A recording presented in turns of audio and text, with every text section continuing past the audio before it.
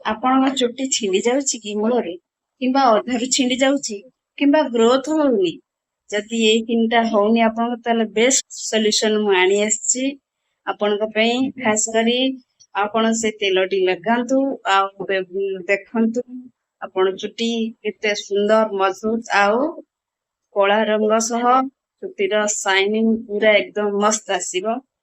ଥରେ ଏ ତେଲ ଲଗାନ୍ତୁ, ମତେ କମେଣ୍ଟ କରି କହିବେ। ଚାଲନ୍ତୁ ପୁରା ରେସିପି ଆପଣଙ୍କୁ କହିଦେବି। ଜୟ ଜଗନ୍ନାଥ। ମୁଁ ଆଦିଲକ୍ଷ୍ମୀ ବିୟୁଟି ଟିପ୍ସ ଚ୍ୟାନେଲରୁ କହୁଛି। ଆପଣ ମୋ ଭିଡିଓକୁ ଲାଇକ୍ କରନ୍ତୁ, ସେୟାର କରନ୍ତୁ, କମେଣ୍ଟ କରନ୍ତୁ ଆଉ ସବସ୍କ୍ରାଇବ ମଧ୍ୟ କରନ୍ତୁ। ଯୋଉମାନେ ସବସ୍କ୍ରାଇବ କରିନାହାନ୍ତି ସେମାନେ ମଧ୍ୟ ମୋ ଭିଡିଓକୁ ସବସ୍କ୍ରାଇବ କରନ୍ତୁ। ଖାଲି ଭିଡିଓକୁ ଦେଖିଦେଲେ ହବନି, ଲାଇକ୍ ଟିକେ କରନ୍ତୁ, କମେଣ୍ଟ କରନ୍ତୁ, ସବସ୍କ୍ରାଇବ କଲେ ସିନା ଖୁସି ଲାଗିବ। ଆଜି ମୁଁ ଗୋଟେ ବହୁତ ସୁନ୍ଦର ଟିପ୍ସ ଟା ଆପଣଙ୍କ ପାଇଁ ଆଣିଛି, ଯାହାକି ସମସ୍ତଙ୍କର ଏ ସମସ୍ୟାଟା ସମସ୍ତଙ୍କର ବୁଢାଠୁ ଝିଅ ମାନଙ୍କଠୁ ଆରମ୍ଭ କରି ବୁଢୀ ହବା ପାଇଁ ସମସ୍ତଙ୍କର ଏ ସମସ୍ୟାଟି ହେଉଛି। ଏଟା ହଉଛି ଚୁଟି। କାହାର ଚୁଟି ମୂଳରୁ ଉପୁଡି ଯାଉଛି, କାହାର ଅଧାରୁ ଛିଣ୍ଡୁଛି, କାହାର ଚୁଟି ଗ୍ରୋଥ ଆସୁନି। ଏସବୁ ସମସ୍ୟା ଏବେ ସମସ୍ତଙ୍କ ପାଖରେ ଦେଖା ଯାଉଛି। ମୁଁ ତା ଭିତରୁ ଗୋଟେ ସଲ୍ୟୁସନ ଆଣିଛି, ଯୋଉଟା କି ଆପଣଙ୍କର ଚୁଟି ପାଇଁ ବହୁତ ବେଷ୍ଟ।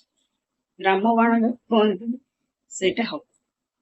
ଆପଣ ଭିଡିଓଟିକୁ ଶେଷ ପର୍ଯ୍ୟନ୍ତ ଦେଖନ୍ତୁ ଆଉ ଭଲସେ ଦେଖନ୍ତୁ ଆଉ ନିଜେ ଘରେ ତିଆରି କରନ୍ତୁ, ଲଗାନ୍ତୁ। ମାସକ ପରେ ଆପଣ ଦେଖିବେ ଆପଣଙ୍କ ଚୁଟି କେତେ ଗ୍ରୋଥ, କେତେ ଚୁଟି ଛିଣ୍ଡିବା କମି ଯାଇଥିବ। ତେଣୁକରି ଆସନ୍ତୁ, କଣ ରେସିପି, କଣ କଲେ ଆମେ ସେଇଟା ବ୍ୟବହାର କଲେ, କୋଉ ତେଲ କଣ ବ୍ୟବହାର କଲେ ଚୁଟି ଛିଣ୍ଡିବନି, ଚୁଟି ଗ୍ରୋଥ ଆସିବ। ଆସନ୍ତୁ, ପ୍ଲିଜ ଲାଇକ୍ ସେୟାର କମେଣ୍ଟ ମଧ୍ୟ କରିବେ। ତାହେଲେ ଆମେ ଯିବା ରେସିପି। କଣ ରେସିପି ମାନେ ଖାଦ୍ୟ ନୁହେଁ, ଫଳ। କୋଉ ଫଳ ନା ଆମ୍ଲା। ସେ ଆମ୍ଲା ଆମେ କିଣି ଆଣିବା ବଜାରରୁ 7-8ଟି। ପ୍ରଥମେ 7-8ଟି ଆମ୍ଲା କିଣି ଆଣ। ମୁଁ ସେଥିରେ କିଣି ଆଣିକି ଆମ୍ଲା ବହୁତ ପିଇଲେ ହିଁ ତାର ସ୍ୱାସ୍ଥ୍ୟ ପାଇଁ ବହୁତ ଭଲ। ହଜମ ଯୋଉଟା ହଜମ ଆମର ପେଟର ହଜମ ଶକ୍ତି ଭଲ କରିଥାଏ। ପ୍ଲସ ଚୁଟିର ମଧ୍ୟ ତାକୁ ଜୁସ୍ କରି ପିଇଲେ ଚୁଟିର ମଧ୍ୟ ଗ୍ରୋଥ ଆସିଥାଏ। ତା ସହିତ ଆମେ ଯଦି ସେଇ ଆମ୍ଳକୁ ତେଲରେ ମିଶେଇ ଲଗେଇବା, ତାହେଲେ ଚୁଟିଟି କେମିତି ହବ? ଆମେ କିଛି ଆମ୍ଲା ଆଣିବା, ତାକୁ ଭଲ ଭାବରେ ଧୋଇବା, ଧୋଇକି କିଛି ସମୟ ପାଇଁ ତାକୁ ରଖିଦବା। ତାପରେ କିଛି ଅଲିଭ ଅଏଲ ଆଣିବା। ଆପଣ ଅଲିଭ ଅଏଲ ବ୍ୟବହାର କଲେ ବହୁତ ଭଲ, ଭିଟାମିନ ଇ ସେଥିରେ ଅଛି। ଯଦି ଆପଣ ଅଲିଭ ଅଏଲ ଆପଣ ନ ଆଣିବେ, ନ ଲଗେଇ ପାରିବେ, ତାହେଲେ ନଡିଆ ତେଲ ମଧ୍ୟ ଆପଣ ବ୍ୟବହାର କରିପାରିବେ। ନଡିଆ ତେଲ ହଉ ବା ଅଲିଭ ଅଏଲ ତେଲ ଗୋଟେ ପ୍ୟାନ ରେ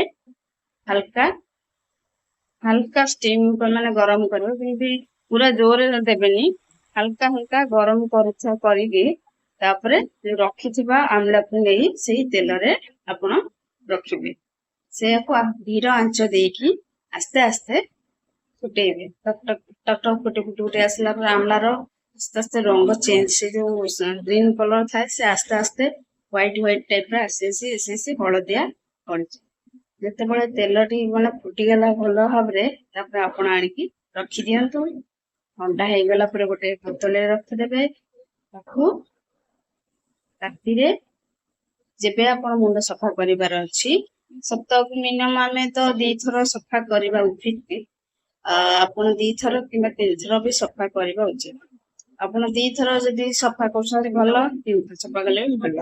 ତ ସଫା କରିବା ଦିନ ନ ଲଗେଇ ଯଦି ଆମେ ପୂର୍ବ ଦିନ ଆମେ ସେଇ ତେଲ ଅଲିଭ ଆଉ ଆମ୍ଲା ମିଶି ଯୋଉ ତେଲଟା ହେଇଛି, ସେଇ ତେଲଟି ଆମେ ସ୍କାଲ୍ପ ମଧ୍ୟରେ ଆମେ ଦବା।